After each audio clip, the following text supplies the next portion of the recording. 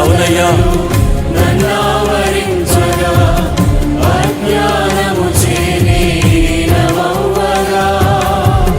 మరణపు కోరలు నా చుట్టూ చేరగా నీ కృపతో నన్ను బ్రతికించితివే.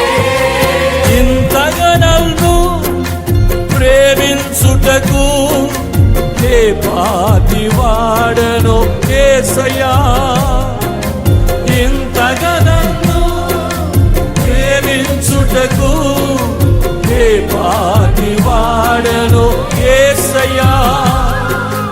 నీ కృపకు ఎల్లప్పుడు కృతజ్ఞుడను, నీ కృపకు ఎల్లప్పుడు కృతజ్ఞుడను.